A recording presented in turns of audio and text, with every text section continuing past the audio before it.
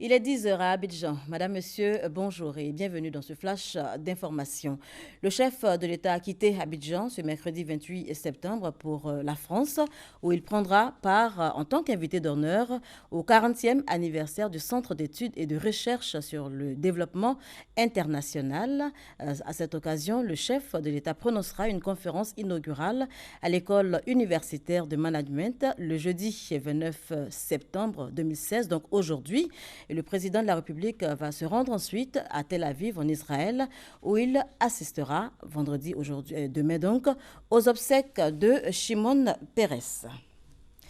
Des milliers d'Israéliens, mais également du monde, de personnes venues du monde entier pour rendre un dernier hommage à Shimon Peres, l'ancien président de l'État d'Israël, a tiré sa révérence dans la nuit de mardi à mercredi à l'âge de 93 ans, prix Nobel de la paix en 1994, prix Félix Houphouët-Boigny pour la recherche de la paix en 1993. L'homme aura fait de la recherche de la paix son combat. Sa dépouille mortelle est exposée depuis très tôt ce matin sur le parvis du Parlement israélien. Il sera inhumé vendredi.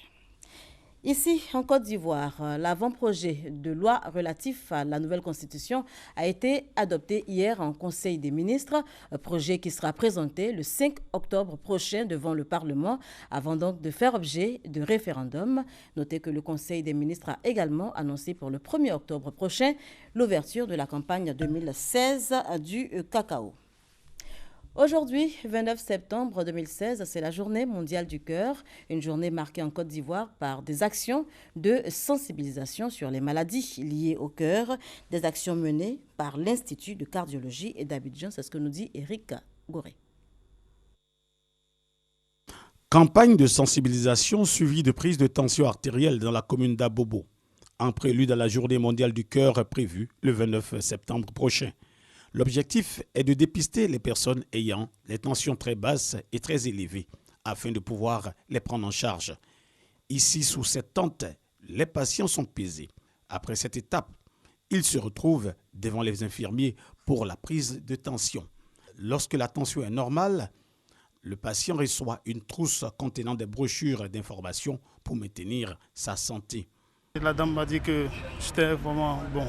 Bon, les bonnes pratiques alimentaires, c'est-à-dire d'abord manger sain, moins gras, moins sucré, et pour aussi faire régulièrement de sport. Pour ceux qui n'ont pas une tension normale, ils sont immédiatement conduits devant les médecins pour leur prise en charge. En fait, ce qui arrive chez nous, c'est ceux qui ont exactement une pression artérielle qui est au-dessus de la moyenne, de la normale.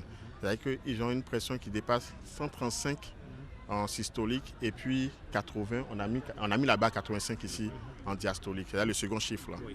Exactement. Donc une fois que ça dépasse là, on envoie vers nous les cardiologues pour pouvoir soit les prendre en charge, soit leur donner des mesures hygiéno-diététiques afin de pouvoir mieux suivre leur pression artérielle.